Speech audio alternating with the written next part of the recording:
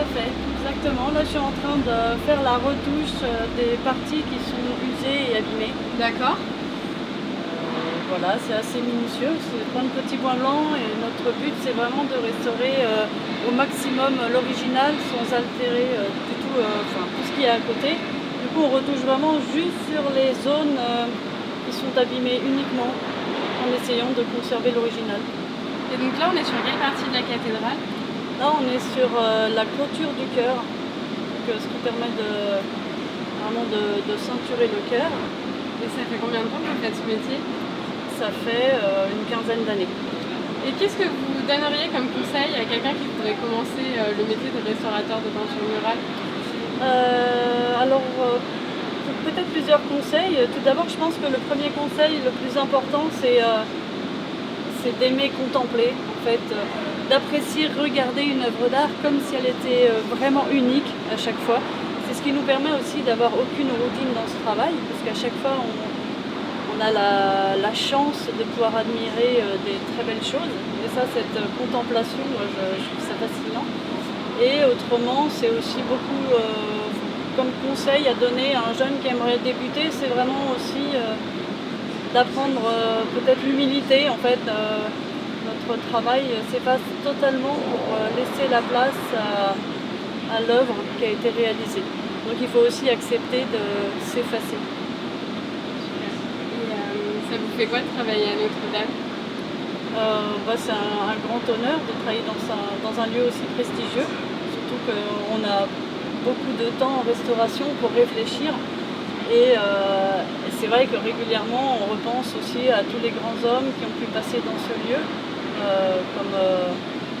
comme Saint-Louis, Claudel, Napoléon qui a été sacré dans cette cathédrale. C'est un lieu prestigieux qui a une grande influence en France et également en Europe. Et le fait aussi que ce soit un lieu religieux, je trouve que ça élève l'âme. Et puis après, je trouve la beauté aussi de ce chantier actuellement, c'est de voir tous ces corps de métiers différents. Même pour nous, c'est une grande découverte. Et aussi, il y a certains corps de métier qui sont assez traditionnels et ancestraux, comme les tailleurs de pierre, les charpentiers, et tout ça c'est lié aussi, je trouve, avec un peu les nouvelles technologies. Il y a des scientifiques qui travaillent sur le chantier, et ça c'est fascinant, je trouve, de pouvoir voir un peu toute cette... l'ancien, le contemporain qui travaillent ensemble pour élever cette cathédrale et permettre qu'elle soit à nouveau rayonnante comme elle l'a toujours été auparavant. Merci, c'est passionnant en tout cas. On va vous Merci laisser beaucoup. travailler, merci beaucoup. Merci, bonne journée. Au revoir. Bonne journée.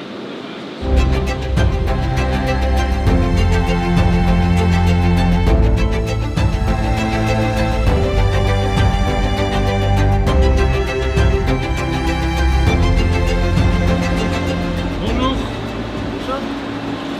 Vous êtes restauratrice de peinture murale?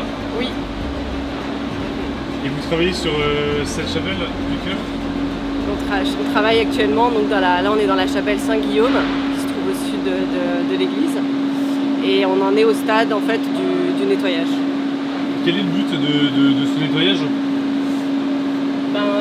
Là on est en train de faire un décrassage qui va permettre de retrouver toutes les couleurs d'origine, de retrouver l'éclat de la peinture au moment où elle a été, où le décor a été fait, quoi.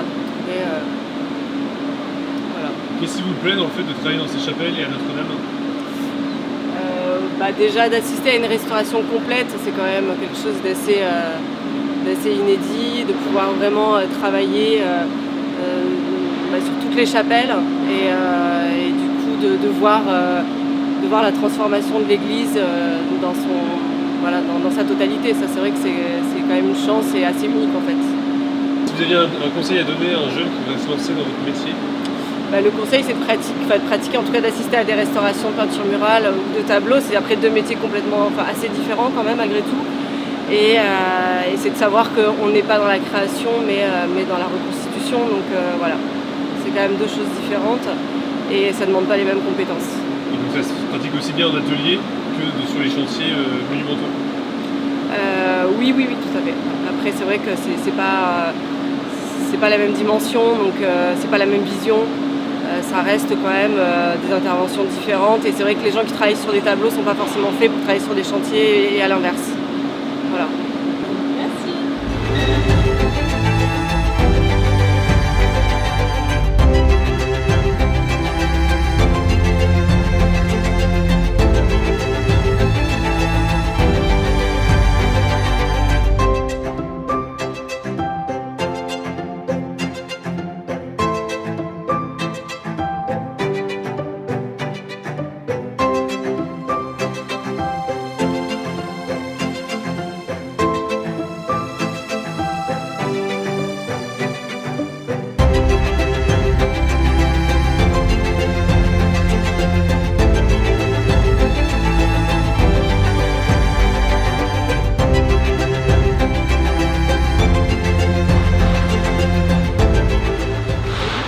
Bonjour, je suis Arnaud Morancet, je suis tailleur de pierre et chef de chantier pour l'entreprise Lefebvre.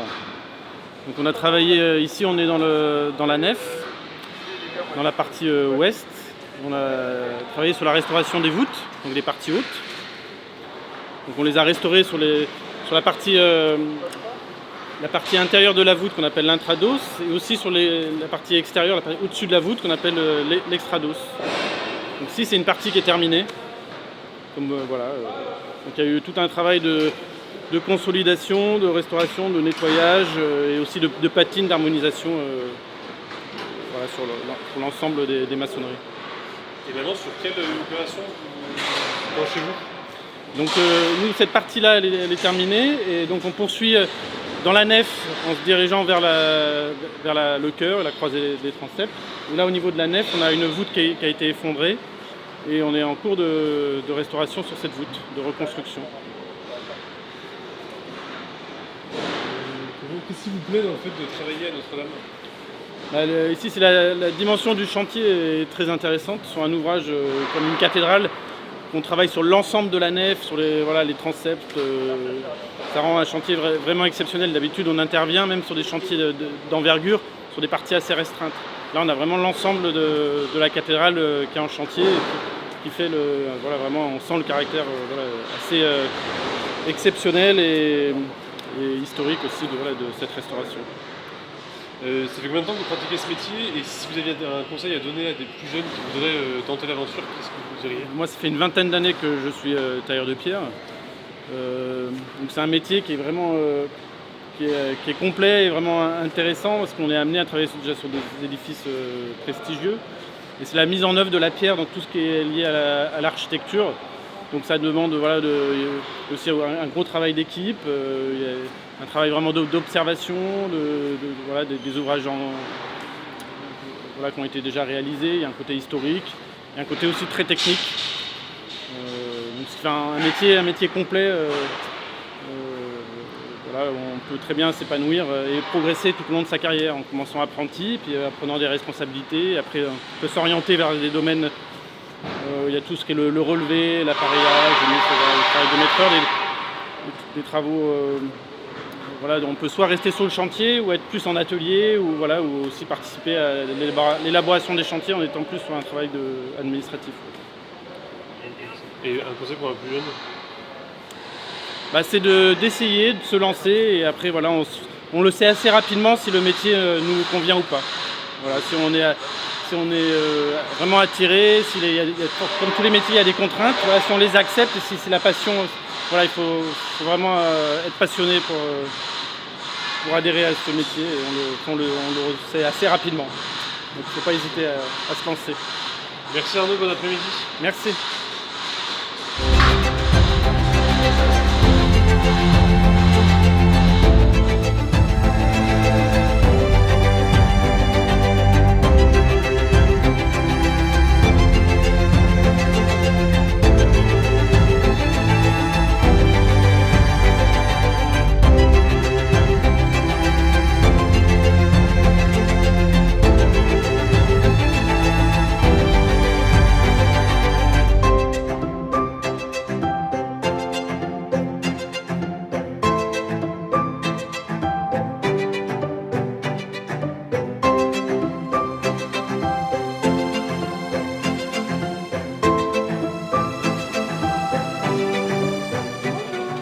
Bonjour. Alors là, on est au niveau du Grand Orgue. C'est ça, on est au niveau du Grand Orgue. Oui. On est à l'intérieur du Grand Orgue même. Là, vous êtes sur une partie protégée bien sûr, mais qui s'appelle le sommier. C'est l'endroit où il y a tous les tuyaux. Là, pour l'instant, on est sur la partie où c'est une forêt de tuyaux. Là, sur toute la longueur, là, vous avez que des tuyaux en étain et en bois. Au milieu, vous avez des tuyaux en bois. Voilà. Et donc vous êtes... Moi, je suis facteur d'orgue depuis une trentaine d'années, quoi, à peu près. Et on est une entreprise qui vient du sud. Enfin, sur le chantier, c'est un collectif de 3 entreprises, dont 2 entreprises qui viennent du sud, une de Carpentras, une de l'Hérault et une autre de Corrèze. Et là, qu'est-ce que vous faites actuellement sur ce Grand Orgue? Là, on est en train de remonter complètement l'orgue. Toutes les pièces ont été restaurées. Et maintenant, on les remet en place. On essaie de ne pas se tromper. Et qu'est-ce que ça vous fait de travailler sur la cathédrale de Notre-Dame? C'est un chantier un peu hors norme, donc on ne peut pas dire que ça soit comme d'habitude, mais bon, il y a un peu de prestige, un peu de fierté, un peu... Voilà quoi. Ça change un peu, c'est sûr. Puis il y a quand même tout un protocole un peu différent des autres chantiers. Voilà. Si demain vous aviez un conseil à donner à un jeune ou un moins jeune qui souhaiterait se lancer dans le métier de facteur d'orgue, ce serait quoi comme conseil? Il en manque déjà, il peut essayer. Maintenant, il faut qu'il soit très motivé parce que dans un métier comme ça, il y a toujours des bonnes et des mauvaises parties. Alors, il n'y a qu'une école en France. Mais après, il apprend sur le tas parce que c'est des écoles en alternance. Aussi bien, il reste pratiquement plus en entreprise qu'à l'école. Donc oui, ça peut être motivant pour un jeune. Oui. Qu'est-ce que vous aimez dans votre métier? Moi, je viens du bois, j'ai plutôt la partie bois, je n'ai pas trop la partie musique, mais c'est la diversité. Parce que c'est assez divers, puis les voyages, on se balade un peu partout en France, et à l'étranger pour certains, mais surtout en France. Super, bon, on va vous laisser travailler. Merci beaucoup, bonne journée. Merci.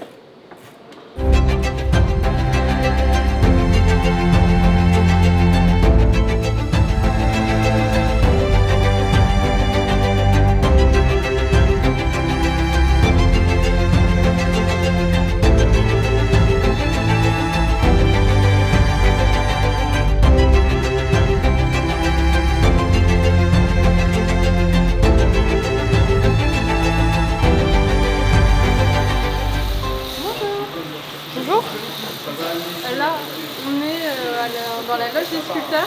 Oui, c'est bien ça. Et donc vous êtes...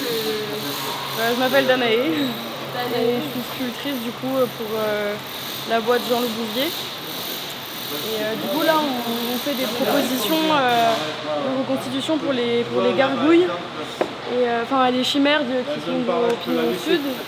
Et donc on fait du modelage avec un mortier qui s'appelle l'altar et on le mélange avec du plâtre. D'accord. Voilà. Et quelles sont les différentes étapes dans votre travail pour arriver au produit final, on va dire? Ça c'est une des étapes pour arriver à la pierre en fait. D'accord. C'est une proposition modelage. D'accord. Et je vois que vous avez des petits dessins inspirés de... En fait ce sont les dessins de Viollet-le-Duc. Bon là ça vaut pas café. Mais en fait c'est des dessins qu'il a fait pour les gargouilles. Et nous, avec ce qui reste, en fait, on essaie de retrouver les gargouilles qui correspondent.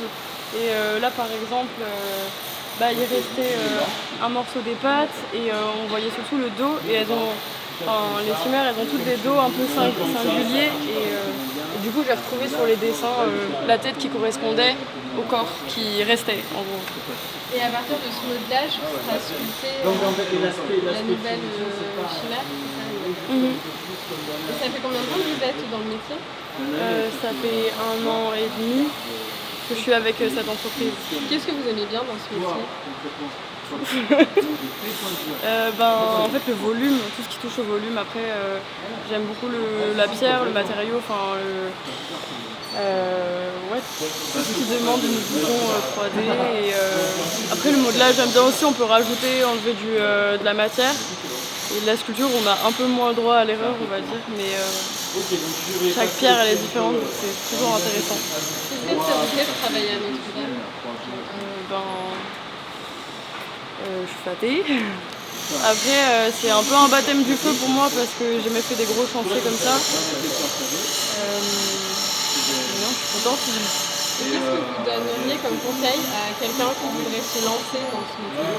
Je pense qu'il faut être sûr de ce qui nous fait, c'est ce qui nous donne du plaisir et quand on est sûr de de ce qui nous passionne et quand on voit pas le temps tourner, faut aller là-dedans, quoi. Donc un peu de culot et de l'humilité, on va dire. Bon, on vous laisse travailler, merci beaucoup. Bonne journée. Au revoir.